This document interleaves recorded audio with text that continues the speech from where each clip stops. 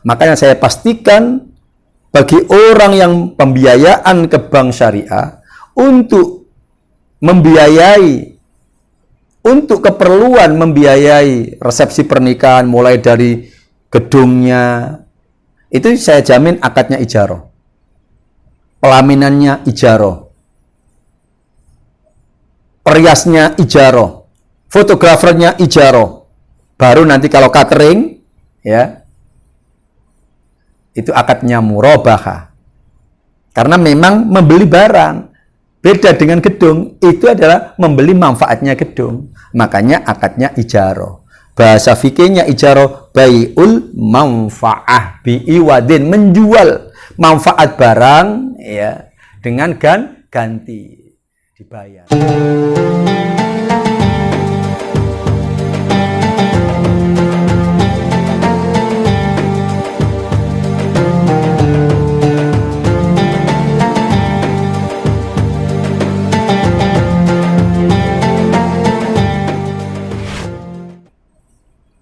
Jadi ini bertambah lagi pengetahuan kita, pilihan-pilihan kita. Jadi lihat objeknya.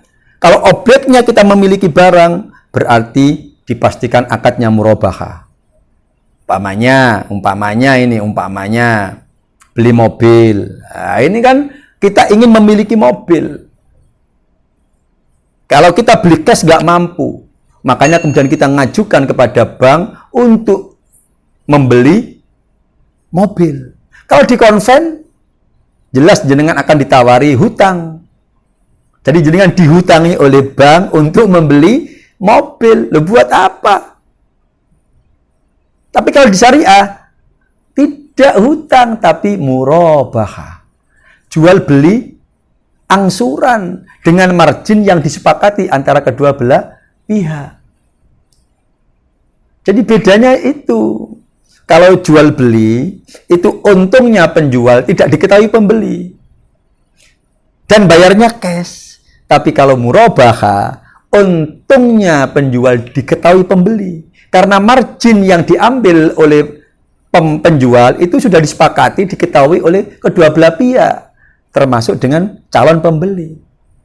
Terus yang kedua bedanya, kalau murabahah itu bayarnya ngangsur. Baik utaksid. Ngangsur. Kalau jual beli baik, itu bayarnya cash. Jadi, kalau contoh mobil tadi, itu ingin membeli mobil, ingin memiliki mobil, jelas dalam konsep ekonomi syariah akan diberikan akad murabahah. Jadi, barang yang kita mau beli, itu kita minta kepada bank untuk membelikan apa yang kita harapkan. Umpamanya mobil Innova, umpamanya. Ya, otomatis spesifikasinya dijelaskan, warnanya, ya, terus kemudian modelnya, apa yang tipenya tipe G atau V, ya, itu setelah jelas semuanya, baru kemudian bank akan membelikan mobil yang diinginkan oleh nasabah tersebut. Setelah itu bank menjual kepada nasabah dengan angsuran, maka disebut murabahah.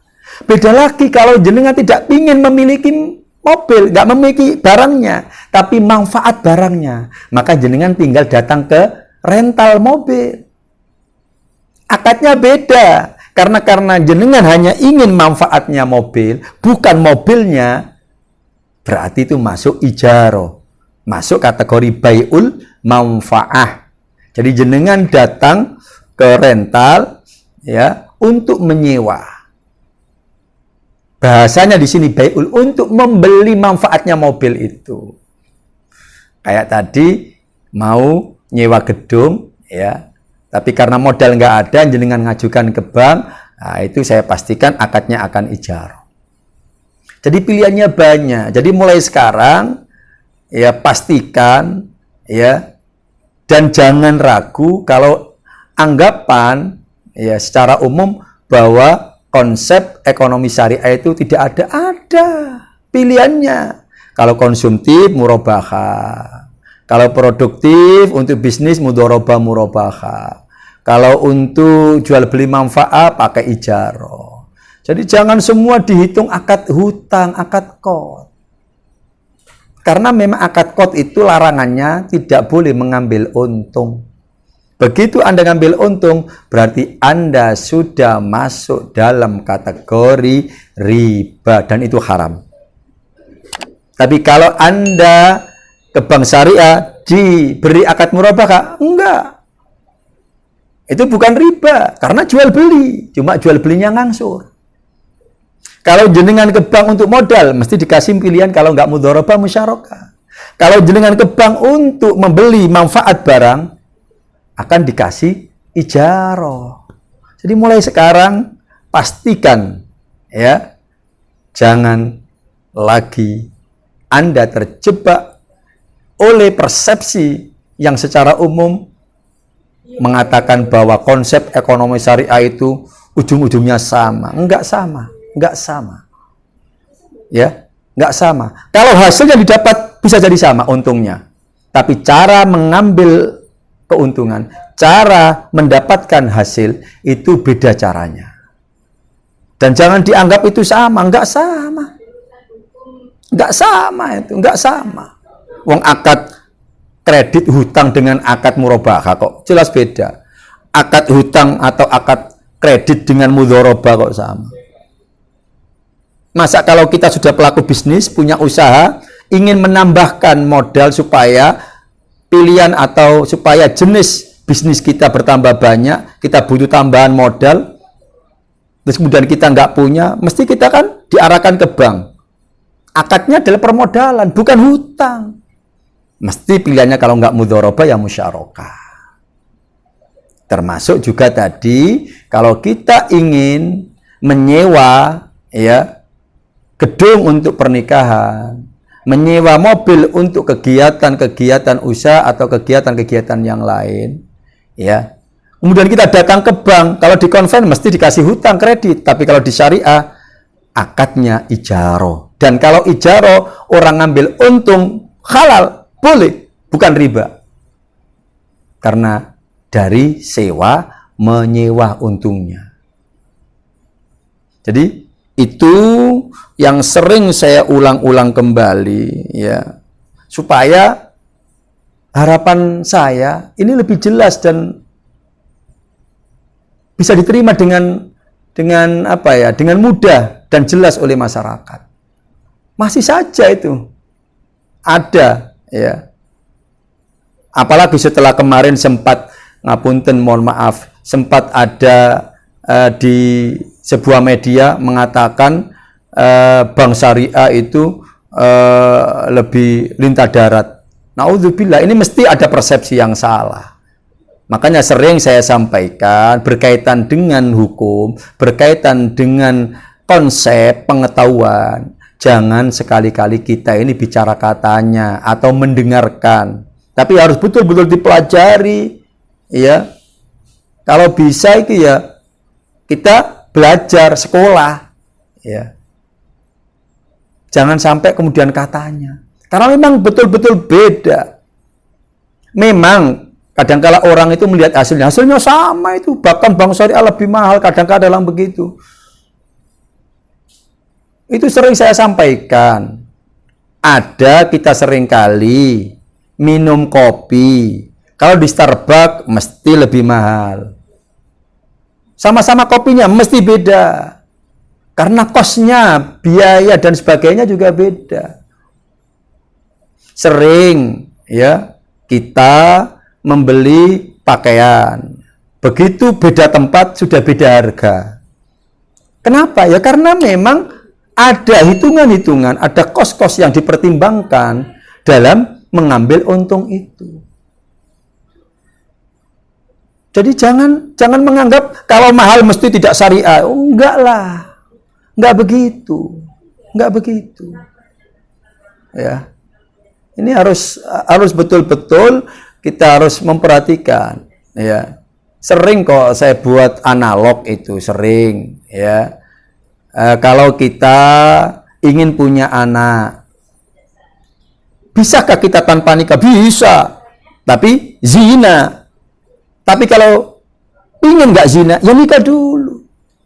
Akadnya beda, yang satu melahirkan anak tanpa akad nikah, yang satu sah melahirkan anak karena sudah akad nikah. Bedanya apa akad nikah? Kita sholat sholat subuh dengan sholat qobliyah subuh itu juga sama, 2 rakaat sama. Bedanya niatnya, akadnya ya Allah saya sholat sunnah, yang satu sholat wajib fardu. Gerakan sholat rakaatnya sama. Terus kamu mengatakan sama antara sholat qobliyah ba'diyah. Ya beda, walaupun hanya beda niat, beda akad.